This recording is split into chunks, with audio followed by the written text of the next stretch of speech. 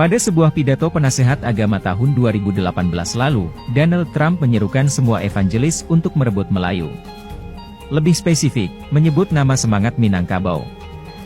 Ada sebuah kajian yang menyebutkan bahwa orang Minangkabau ini berasal dari ras Arya, yang berlayar dari India Utara atau Persia, menuju Sumatera. Mereka bukan orang asli Sumatera. Orang-orang Yahudi menghubungkan ras Arya ini dengan orang-orang Yahudi kuno, atau yang lebih umum dikenal sebagai Bani Ishak.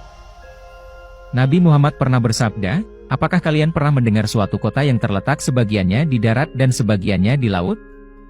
Para sahabat menjawab, "Pernah." Beliau bersabda, "Tidak terjadi hari kiamat, sehingga ia diserang oleh 70.000 orang dari Bani Ishak. Ketika mereka telah sampai di sana, maka mereka pun memasukinya. Mereka tidaklah berperang dengan senjata dan tidak melepaskan satu panah pun, mereka hanya berkata la ilaha illallah wallahu akbar, maka jatuhlah salah satu bagian dari kota itu."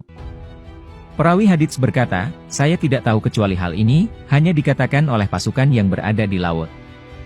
Kemudian mereka berkata yang kedua kalinya, la ilaha illallah wallahu akbar, maka jatuh pula sebagian yang lain. Kemudian mereka berkata lagi la ilaha illallah wallahu akbar, maka terbukalah semua bagian kota itu. Lalu mereka pun memasukinya. Ketika mereka sedang membagi-bagikan harta rampasan perang, tiba-tiba datanglah seseorang seraya berteriak, "Sesungguhnya Dajjal telah keluar." Kemudian mereka meninggalkan segala sesuatu dan kembali. Riwayat selebihnya kita bahas di video selanjutnya, mari kita kupas dulu riwayat yang ini. Nabi menyebut Bani Ishak, namun masih belum jelas Bani Ishak yang mana. Persia sendiri, atau Iran yang sekarang, diklaim sebagai etnis yang berasal dari ibunya Arya. Apakah Iran yang dimaksud dan ditakuti Israel? Tentu tidak, karena keduanya ramah seperti keluarga. Jadi, bangsa Arya mana yang dimaksud Nabi? Pernah ada cerita, bahwa mereka-mereka yang asalnya dari Persia, merantau ke Nusantara saat banjir besar di zaman Nabi Nuh. Bahtera yang membawa satu dari 3 anak Zulkarnaen, terdampar di puncak Gunung Marapi, seperti yang dijelaskan dalam Tambo Minangkabau.